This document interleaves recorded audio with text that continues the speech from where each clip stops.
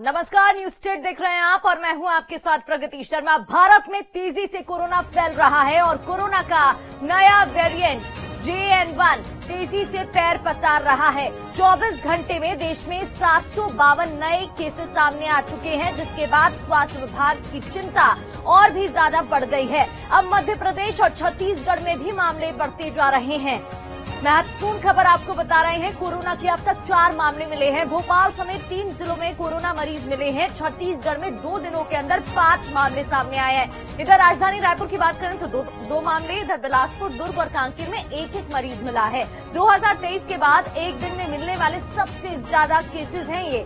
तो कोरोना की नए वेरिएंट JN1 ने देश में अब कहर बरपाना शुरू कर दिया है। देश में 4 लोगों की मौत की खबर मिल चुकी है। पिछले 24 घंटे में कोरोना से मौत हुई है। 2 लोगों की मौत की खबर। कर्नाटक और राजस्थान में एक मौत की खबर है। देश में कोरोना के एक्टिव मरीजों की संख्या 3,420 पहुंच गई है। केंद्रीय स्वास्थ्य विभाग ने अलर्ट जारी किया है। कोरोना के नए वेरिएंट से डरने की जरूरत नहीं है कहा गया है, लेकिन उसके बावजूद ये भी कहा गया है कि सावधानी जरूर बढ़ती जाए। तो सावधान रहने को कहा गया है। हालांकि डरने की जरूरत नहीं है, लेकिन सावधान रहने की जरूरत बिल्कुल है। केंद्रीय स्वास्थ्य विभाग ने अलर्ट जारी किया। इसको लेकर स्वास्थ्य मंत्री मनसुख मंडाविया की सभी राज्यों के स्वास्थ्य मंत्रियों के साथ बैठक भी हुई। अधिकारियों से फीडबैक भी लिए गए। स्वास्थ्य विभाग ने किस तरीके से कदम उठाए गए हैं रोकथाम के लिए। 24 घंटे में देश में अब तक कई मामले सामने आ चुके हैं। कोरोना के अब तक 4 मामले ऐसे भी जहां मौत हुई है। भोपाल समेत 3 जिलों में कोरोना मरीज बढ़ते जा रहे हैं। छत्तीसगढ़ की बात करें तो 2 दिनों के अंदर 5 केसेस मिले। रायपुर में 2, बिलासपुर, दुर्ग में और कांकेर में एक मरीज सामने आया। मई 2023 के बाद एक दिन में मिलने वाले सबसे ज्यादा मामले हैं। तो कोरोना के नए वेरिएंट से देश में 4 लोगों की मौत हो चुकी है। पिछले 24 घंटे में कोरोना से 2 मौत भी हुई है। कर्नाटक और राजस्थान का ये मामला है, जहां एक मौत की खबर है। तो अब बढ़ने लगा है कोरोना, डराने लगा है कोरोना यहाँ पर, और भारत में तेजी से कोरोना फैल रहा है। हालांकि डरने की जरूरत नहीं है, लेकिन सावधान रहने की जरूरत जरूर है। सावधानी बरतने की जरूरत है। मास्क पहनने की जरूरत है। अगर किसी को खांसी जुकाम है तो जरूर जल्द से जल्द जांच कराए, परीक्षण करवाए और उसके बाद दवाई भी उसी प्रकार से ले।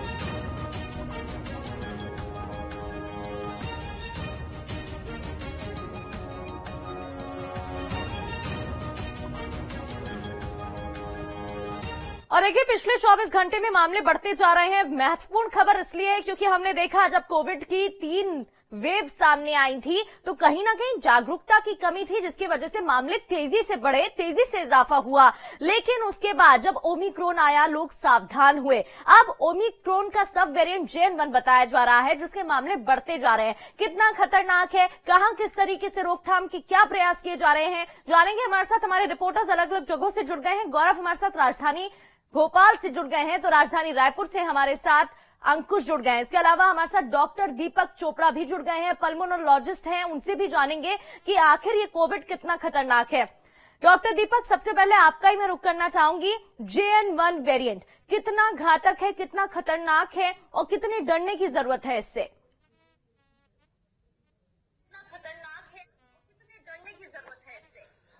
मैडम, मैं इसमें एक ही बात कहूंगा कि ये जो वेरिएंट है JN1 वेरिएंट, ये सबसे पहले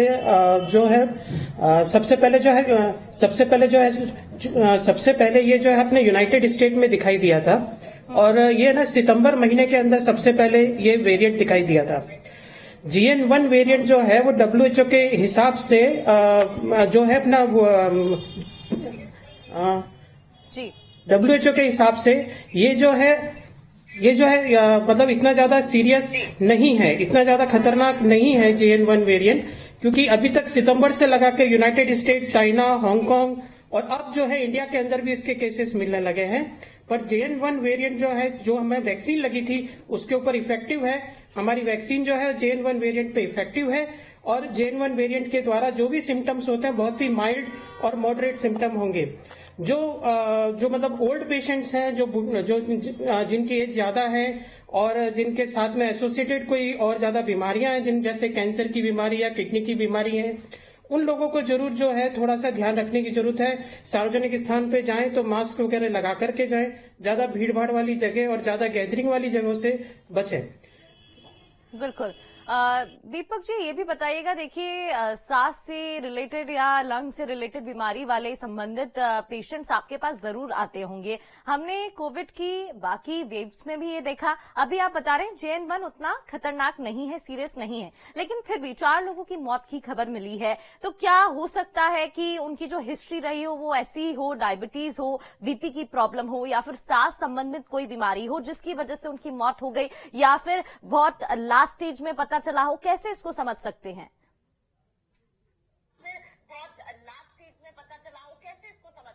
हाँ मैडम, मैं सबसे पहले ये कहना चाहूंगा, क्योंकि सार्स की जो हमारे यहाँ पे वेव्स हुई थी और काफी सारी वेव्स आई हैं और कंटिन्यूसली सार्स के कई सारे वेरिएंट्स भी जो हैं वो हमारे पास में हमें कंटिन्यूसली आए हैं। भारत के अंदर कई सारी लैब्स हैं, उस लैब्स के अंदर भी हम जो है वेरिएंट्स निकालते हैं, देखते हैं, और वेरिएंट्स का जो है स्टडी भी होती है। यूनाइटेड स्टेट, चाइना और यहाँ पे जो भी वेरिएंट्स आए, जो ये जो वेरिएंट था JN1 वेरिएंट, वो काफी ज्यादा फैला है वहां पे, पर वहां पर इतनी ज्यादा मोर्टिलिटी के जो केसेस हैं वो नहीं दिखाई दिए हैं। जो कुछ इक्का दुक्का मोर्टिलिटी जो हमें दिखाई दे रही है केरला और राजस्थान के अंदर, आप उसमें भी देखेंगे तो एक जो पेशेंट था केरला का, उसकी एज जो थी 80 के आसपास थी। तो ये भी हमें बताता है कि एज फैक्टर भी एक है, और आपकी इम्यूनिटी जो है वो किस तरह से है उसके ऊपर भी काफी कुछ चीजों का असर पड़ता है। तो JN1 वेरिएंट के बारे में मैं यही कहूंगा कि this is not a variant of concern, this is a variant of interest. WHO 2 तरह से वेरिएंट को देखता है, variant of interest end variant of concern. Variant of concern वो वेरिएंट्स होते हैं जिनमें मोर्टिलिटी रेट ज्यादा होती है। तो अभी जो है JN1 वेरिएंट जो है वो वेरिएंट ऑफ कंसर्न है, उसमें कंटिन्यूसली म्यूटेशंस होते जा रहे हैं। Variant of concern but interest. मैं आऊंगी आपके पास, इससे और सवाल करूंगी। गौरव हमारे साथ जुड़े हैं। गौरव, राजधानी भोपाल की अगर मैं बात करती हूं तो फिलहाल वहां पर स्वास्थ्य विभाग अलर्ट मोड पर है, लेकिन किस तरीके से और व्यवस्था की जा रही है ये भी जरा बताइएगा। देखिए, बिल्कुल भोपाल में क्योंकि अब एक कोरोना पेशेंट मिल चुका है। हालांकि उसे जो कोरोना पेशेंट मिला है वो एक महिला है, उसे होम क्वारंटाइन किया गया है। लेकिन अब इस मामले के मिलने के बाद प्रशासन भी अलर्ट मोड पे आ गया है। हालांकि जब पूरे देश में इसके लिए अलर्ट जारी किया गया था, तो वहीं मध्य प्रदेश स्वास्थ्य विभाग ने भी तमाम अस्पतालों को, तमाम जो अधिकारी हैं उन लोगों को अलर्ट मोड पर रहने के लिए निर्देश दिए थे। तो इसी के चलते अस्पतालों में भी व्यवस्थाएं की गई है। मैं इस वक्त जहां खड़ा हुआ हूं, ये राजधानी भोपाल का JP अस्पताल है। मेरे पीछे जो आप देख रहे हैं ये यहाँ का ऑक्सीजन प्लांट है। 1000 लीटर प्रति मिनट की क्षमता के 2 ऑक्सीजन प्लांट इस अस्पताल में यहाँ पे स्थापित किए गए हैं। कहा जा सकता है इतनी क्षमता के 2 प्लांट यहाँ पे हैं, तो इसका मतलब ये है कि ऑक्सीजन की कमी तो यहाँ पर नहीं होने वाली। लेकिन अगर हम देखें कि अस्पताल के अंदर क्या कुछ व्यवस्था है, तो अस्पताल में जहां मैं इस वक्त हूं वहां पे अलग से व्यवस्थाएं की गई हैं। अलग से पूरा का पूरा जो वार्ड है वो यहाँ पर तैयार कर लिया गया है। 17 बेड्स का जो एक पूरा वार्ड है, जहां वेंटिलेटर्स की व्यवस्था भी है, ऑक्सीजन मास्क की पूरी व्यवस्था है। तमाम ये व्यवस्था यहाँ पे की गई है। इसके अलावा जनरल वार्ड की भी यहाँ पे व्यवस्था है। वही अगर डॉक्टर और नर्सिंग स्टाफ की बात करें तो पिछली बार जब कोरोना की लहर हमें देखने को मिली थी पूरे देश में, तो भोपाल में भी कहीं ना कहीं डॉक्टर्स की एक कमी देखने को मिली थी। जिस अस्पताल में मैं हूं वहां पे 100 से ज्यादा डॉक्टर्स की व्यवस्था है, 150 से ज्यादा का नर्सिंग स्टाफ है, और वहीं जो वार्ड्स हैं वो अलग से बनाए गए हैं। यानी एक तरीके से कहा जा सकता है कि जो बड़े अस्पताल है, बड़े शासकीय अस्पताल है, वहां पे इंतजाम पूरी तरह से कर लिए गए हैं। प्रशासन के निर्देशों के बाद अस्पताल प्रशासन भी अलर्ट मोड पर है। कोई भी अगर स्थिति बिगड़ती है, गड़बड़ाती है, तो यहाँ पे उसको संभालने की पूरी कोशिश की जाएगी। ऐसी व्यवस्था यहाँ पे की गई है। लेकिन अभी आपको जी रोक रही हूँ आपको, लौटूंगी आपके पास। अंकुश से भी जान लेते हैं। अंकुश, राजधानी रायपुर या छत्तीसगढ़ की मैं बात करती हूँ तो वहां पर क्या कदम उठाए जा रहे हैं?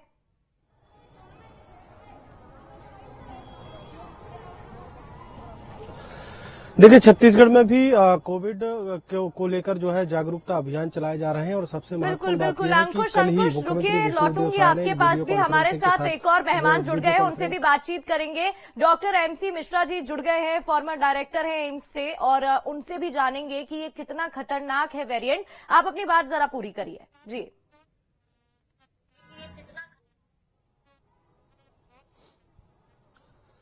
देखिए, छत्तीसगढ़ में जिस तरीके से पूरे देश में कोरोना को लेकर भारत सरकार के स्वास्थ्य मंत्रालय द्वारा जो अलर्ट जारी किया गया है, उसके बाद से छत्तीसगढ़ में भी अलर्ट जो है वो जारी किया गया है। कल की ही अगर हम बात करें तो कल शाम को मुख्यमंत्री विष्णुदेव साय ने अपने तमाम मंत्रियों के साथ एक वीडियो कॉन्फ्रेंसिंग की बैठक की है। वीडियो कॉन्फ्रेंसिंग में प्रदेश भर के सभी कलेक्टर और जो जिला स्वास्थ्य चिकित्सा अधिकारी हैं उनके साथ बातचीत की है और अस्पतालों के व्यवस्थाओं पर समीक्षा की है। उनकी तैयारियों को लेकर बातचीत की है कि जिस तरीके से देश में कोरोना को लेकर एक बार फिर से संक्रमण की दर जो बढ़ रही है उसके लिए क्या हम तैयार हैं, तो बाकायदा पूरी व्यवस्थाओं का जायजा लिया गया है। इसके अलावा ये भी दिशा निर्देश दिए गए हैं कि प्रदेश के अस्पतालों में जो पहले व्यवस्थाएं थी, जो हमने पहली और दूसरी लहर देखी है, उसके मुताबिक अब जो है और बेहतर व्यवस्थाएं होनी चाहिए। ऑक्सीजन की अगर बात करें तो ऑक्सीजन को लेकर भी किसी भी प्रकार की कोई परेशानी नहीं होनी चाहिए। कुल मिलाकर प्रदेश के स्वास्थ्य व्यवस्थाएं जो है वो दुरुस्त हैं, ये कल जान लिया गया है। और उसके बाद आज की अगर बात करें तो आज मुख्य सचिव ने भी सभी जिला कलेक्टर से बातचीत की है और इस तरीके की परिस्थिति अगर पैदा होती है जैसी पहली और दूसरी लहर में हुई है तो उससे निपटने के लिए तमाम इंतजाम जो है वो छत्तीसगढ़ के लिए कर लिए गए हैं। अब जिस तरीके से देश में अचानक से कोरोना संक्रमण की दर बढ़ी है उससे चिंताएं बढ़ती हुई दिखाई दे रही है, लेकिन जिस तरीके से कहा जा रहा है कि जो नया वेरिएंट है इससे घबराने की जरूरत नहीं है, ये बहुत ज्यादा खतरनाक नहीं है। लेकिन अगर इससे बचना है तो वो स्वाभाविक तौर पर जो कोविड गाइडलाइन है उसका पालन करना होगा और अगर कोविड गाइडलाइन का पालन करते हैं तो इससे आसानी से बचा जा सकता है। हालांकि देश के लोग अब कोरोना से वाकिफ हैं। पहली और दूसरी लहर में जरूर थोड़ी सी परेशानी हुई थी, लेकिन अब लोगों को खुद पता है कि कोरोना संक्रमण कैसा है, कोरोना संक्रमण क्या है और कोरोना संक्रमण से कैसे बचा जा सकता है। तो लोग जो है वो उनको भी एहतियात बरतने की अब जो है अपील की जा रही है और लोगों में जिस तरीके से जागरूकता है कोरोना को लेकर उस लिहाज से भी कोरोना जैसी बीमारी से निपटने के लिए या लड़ने के लिए देश तैयार नहीं था, लेकिन अब बिल्कुल तैयार है। एमसी मिश्रा जी, आपका मैं रुख करना चाहूंगी। डॉक्टर साहब ये बताइएगा, क्योंकि शुरुआत में हमने देखा जब कोविड के मामले बढ़ने लगे तो सर्दी का टाइम था या फिर ऐसा टाइम था जब मौसम बदल रहा था। हालांकि जब सेकंड थर्ड वेव आई तब बिल्कुल भी एक्सपेक्टेड नहीं था कि इतने ज्यादा मामले बढ़ जाएंगे या इतनी मौतों की खबर सामने आएगी। फिलहाल JN1 की हम बात कर रहे हैं, हमारे साथ दीपक जी भी हैं, वो बता रहे थे इतना सीरियस नहीं है। जब हम ऑलरेडी बता देते हैं कि सीरियस इतना नहीं है तो हम देखते हैं लोग कहीं ना कहीं जागरूक नहीं रहते हैं और फिर मामले बढ़ते हैं। तो इसको जरा दर्शकों को समझाइएगा, कितना सीरियस है, कितना जागरूकता की जरूरत है, कितना हमें समझने की जरूरत है और ठंड का क्या रिलेशन है। हमने देखा है ठंड बढ़ती है तो मामले बढ़ते हैं। बिल्कुल, ये बहुत अच्छा प्रश्न है आपका कि सर्दी से क्या, सर्दी का देखिए सबसे बड़ा है कि जो सर्दी का असर पड़ता है कि कुछ टेम्परेचर्स पे जो वायरसेस हैं वो नहीं मरते हैं और वो जीवित रहते हैं और हमारे जो मनुष्यों के शरीर में जो प्रतिरोधक क्षमता है वो कम हो जाती है सर्दियों में। तो इसकी वजह से जो वायरल संक्रमण है वो सर्दियों में ज्यादा सिर उठाता है और कुछ प्रकार के वायरसेस कुछ नहीं होते हैं। जैसे हम देख रहे थे जून से सितंबर, अक्टूबर, नवंबर तक डेंगू अपना सिर उठा रहा था और चिकनगुनिया हो रहा था, बाकी और नॉन कोविड वायरसेस हो रहे थे, मलेरिया भी हो रहा था, साथ में डायरिया, डिसेंट्री, ये सब हो रहे थे, बैक्टीरियल डिजीजेस। अब सर्दियों में वायरल इन्फेक्शंस तो कॉमन है, कॉमन इन्फ्लुएंजा कहें चाहे हम उसमें कोविड को भी ले लें तो कोविड जैसे हम लोग पिछले 2 वर्षों से 3 वर्षों से ये चर्चा कर चुके हैं कि ये कोविड का जो वायरस है ये RNA वायरस है और ये हमारे बीच में रहेगा और बीच बीच में इसका सर्ज होता रहेगा। जब भी कोई बुखार आता है तो उसमें आजकल बाकी वायरल पैनल लगाने जो माइक्रोबायोलॉजिस्ट या वायरोलॉजिस्ट लगाते हैं लैब में, तो कोविड के लिए भी लगाते हैं वो उसमें। अभी चूंकि सर्ज हो रही है और ऐसा नहीं है खाली भारत में हो रही है, पूरे दुनिया के बहुत सारे देशों में, 40 से अधिक देशों में ये सर्ज हो रही है। तो एक तो ये बात हो गई। दूसरा, इसमें जो आपने जैसे अभी बताया कि बचाव के जो उपाय हैं क्यों आवश्यक हैं, ये मतलब पैनिक नहीं करना है, ये हम कोविड में भी कहते थे। लेकिन अगर वायरस से बचे रहेंगे, संक्रमण से बचे रहेंगे, तो जिन लोगों को, अगर आप देखिए, ठीक है मृत्यु दर इसमें नहीं है, अस्पताल में भर्ती होने का अनुपात अभी नहीं बढ़ा है, लेकिन किस व्यक्ति विशेष में ये घातक हो जाएगा, किसी की अगर प्रतिरोधक क्षमता कम है। और इसमें भी हमने देखा है केरला में भी और दूसरे राज्यों में भी कुछ मृत्यु हुई है कोविड की वजह से। तो ये कहना कि बिल्कुल डरने की जरूरत नहीं है, तो डरने की बात नहीं है। इसमें बात यह है कि हम क्या बचाव कर सकते हैं, क्या हम मास्क का प्रयोग कर सकते हैं, क्यों नहीं कर सकते हैं, क्योंकि आजकल पोल्यूशन भी इतना है, प्रदूषण इतना हो रहा है हमारे चारों तरफ, तो उसको लेके भी मास्क का प्रयोग करेंगे तो प्रदूषण का बिल्कुल भी बिल्कुल। और इसलिए कहा भी जाता है prevention is better than cure, और सावधान रहने को इसलिए कहा भी जा रहा है। मैं लौटूंगी आपके पास। दीपक जी, आपसे मैं जानना चाहूंगी, हम लाइफस्टाइल की बात करते हैं। आजकल जो हमारा लाइफस्टाइल है, चाहे फिर वर्क फ्रॉम होम की बात हो या फिर जिस तरीके से लेट उठना या फिर जो भी हम खाना खा रहे हैं, क्या उसका भी प्रभाव कहीं ना कहीं कोविड या अन्य बीमारियों पर पड़ता है? हालांकि बात अभी हम JN1 वायरस की कर रहे हैं। जी,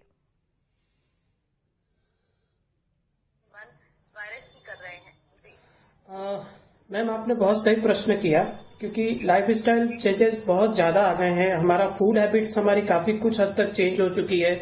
पहले जो हमारा फूड हुआ करता था विंटर में, अब जो हमारा फूड हुआ करता है विंटर में वो चेंज हो गया है। एक्सरसाइज की जो है वो भी एक बहुत बड़ा उसमें परिवर्तन आया है। वर्क फ्रॉम होम भी आपने कहा कि कई बार ऑफिस जाने के लिए तो कम से कम व्यक्ति चलता था, आजकल वो भी नहीं हो पा रहा है। तो लाइफस्टाइल चेंजेस के होने से काफी कुछ चीजों में फर्क करता है, खास करके रेस्पिरेटरी के अंदर तो लाइफस्टाइल का बहुत जरूरी है। क्योंकि अगर आप जो अधिकतर हम लोग कहते हैं ना कि भाई लाइफस्टाइल जो है, अगर आप वॉकिंग नहीं कर रहे हैं, रनिंग नहीं कर रहे हैं, नॉर्मल एक्सरसाइज नहीं कर रहे हैं, अपनी खान पान का ध्यान नहीं रख रहे हैं, तो मैम जो लंग की कैपेसिटी है वो रिड्यूस हो जाती है। वैसे भी विंटर के अंदर जो हमारी ब्रोंकस होती है उसका कैलिबर छोटा हो जाता है, उसमें ब्रोंकोस्पाज्म रेगुलरली होते रहते हैं due to small respiratory infection, due to change in the weather. और जब हमारा लाइफस्टाइल मॉडल, और इस समय में अगर जैसे कोविड जैसा कोई भी इन्फेक्शन होता है तो वो सबसे पहले लंग की कैपेसिटी पे असर डालता है और लंग की कैपेसिटी को कम करता है, ऑक्सीजन की कैपेसिटी को कम करता है।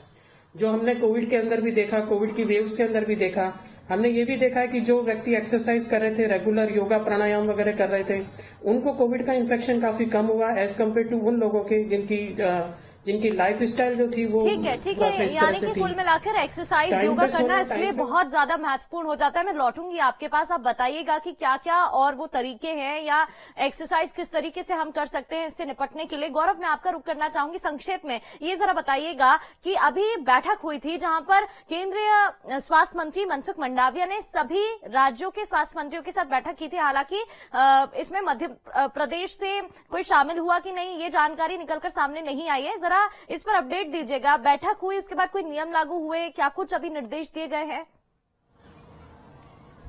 देखिए, बिल्कुल जिस तरीके से केरला में मामले सामने आए उसके बाद मनसुख मांडविया ने तमाम जो राज्य थे उनके स्वास्थ्य मंत्रियों के साथ बैठक की थी। मध्य प्रदेश से भी जो स्वास्थ्य विभाग के अधिकारी थे वो इस बैठक में ऑनलाइन शामिल हुए थे। इसके जो गाइडलाइंस जारी की गई थी उसको पूरी तरह से पालन किया जाए, इसके लिए यहाँ पे साफ तौर पर निर्देश दिए गए थे और इसको लेकर लगातार बैठकें भी हुई थी, क्योंकि मोहन यादव ने भी जब वीडियो कॉन्फ्रेंस की तो इसको लेकर उन्होंने भी एक बार जायजा जरूर लिया था। उसके बाद किस तरीके से अस्पतालों में इंतजाम किए जाने हैं इसको लेकर लगातार अधिकारियों की भी समीक्षा होती रही और एक गाइडलाइन जो स्वास्थ्य विभाग की तरफ से जारी हुई उसी के आधार पर तमाम जो अस्पताल है वहां पे ये इंतजाम किए गए हैं। इंतजाम लगातार दिखाते जा रहे हैं अपने दर्शकों को भी अपने चैनल के माध्यम से कि किस तरीके से अस्पतालों में इंतजाम किए गए हैं, क्योंकि जितने भी शासकीय अस्पताल है पूरे मध्य प्रदेश में हर जगह पर एक वार्ड आरक्षित कर लिया गया है। अगर कोई भी इमरजेंसी की स्थिति बनती है तो वहां पे कोविड पेशेंट के लिए ट्रीटमेंट के लिए अलग से इंतजाम किए गए हैं। हालांकि डॉक्टर्स का साफ तौर पर यह कहना है कि अभी शुरुआत में जिस तरीके से मामले सामने आ रहे हैं बहुत ज्यादा चिंताजनक नहीं है, लेकिन अगर लोग सावधानी बरतते हैं तो एक बड़े कैजुअलिटी से या बड़ी महामारी से बचा जा सकता है। जरूरत है और तैयार हैं हम निपटने के लिए। बिल्कुल। अंकुश, आपसे मैं जानना चाहूंगी, अभी हाल ही में मुख्यमंत्री विष्णुदेव साय ने बैठक ली थी कोरोना को लेकर ही, उसके बाद क्या कुछ दिशा निर्देश दिए गए हैं?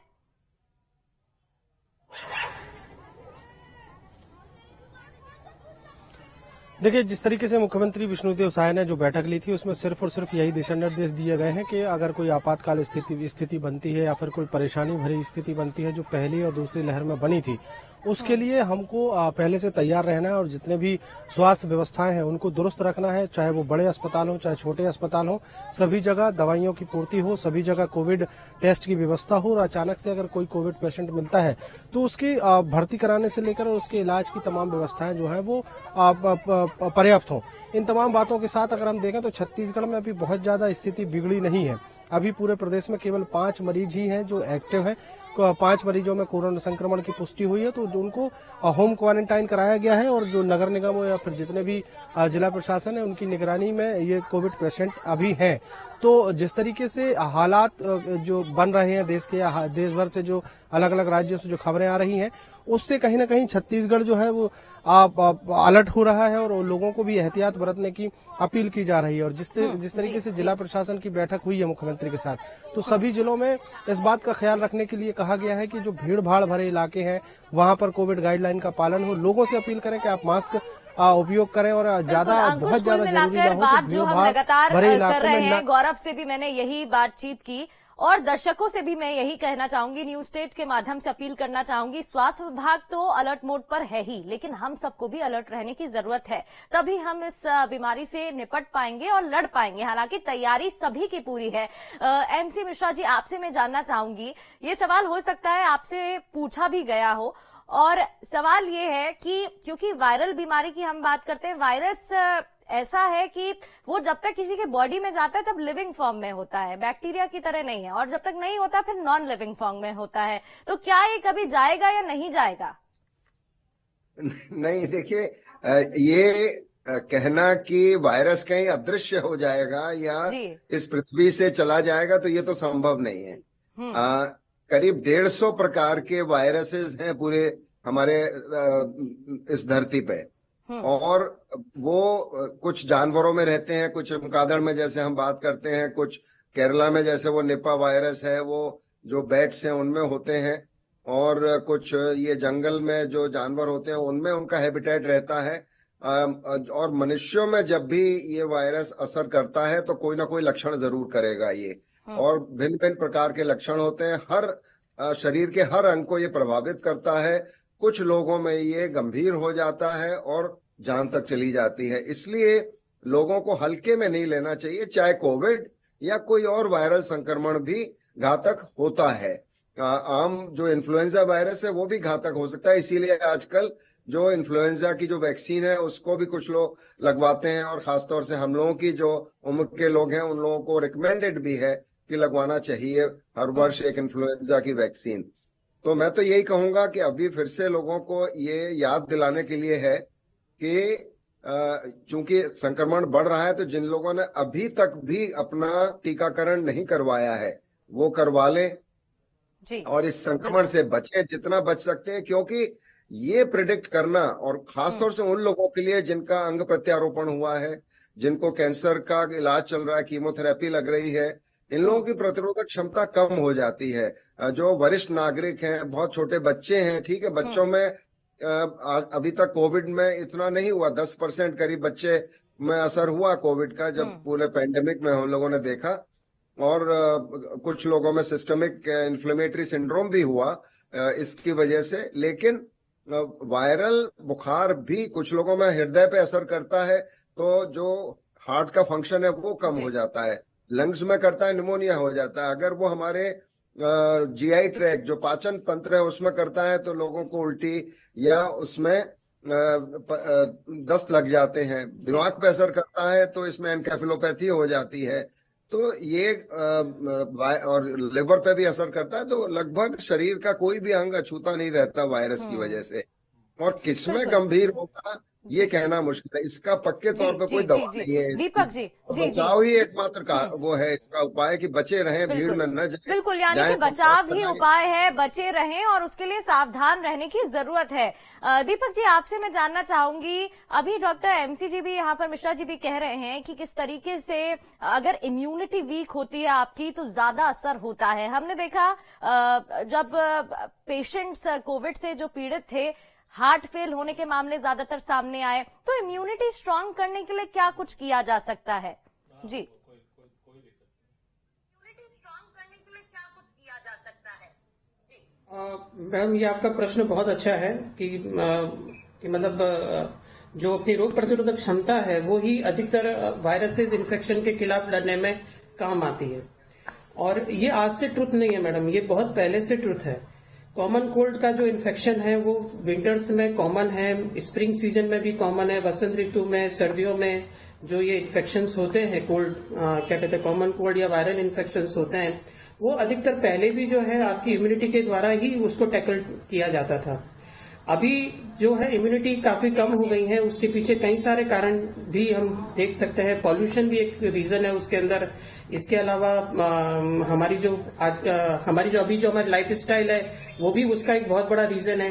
पर डेफिनेटली अगर हम रोजाना योगा, प्राणायाम, एक्सरसाइज जैसे हमने पहले भी कहा था वो करें। कुल मिलाकर दीपक जी, समय की सीमा है और समय की सीमा को देखते हुए रोकना चाहूंगी। सवाल कई हैं, लेकिन कुल मिलाकर हम देखें अपनी भारतीय सभ्यता संस्कृति को, जिस तरीके से हम पहले रहते थे पूर्व में, अगर अभी लाइफस्टाइल में चेंजेस हुए हैं, अगर उसी चीजों को अपनाया जाए तो कहीं ना कहीं चेंजेस देखने को मिलेंगे। बहुत बहुत शुक्रिया आप सभी का बातचीत के लिए, तमाम जानकारी देने के लिए। तो कोविड के मामले बढ़ते जा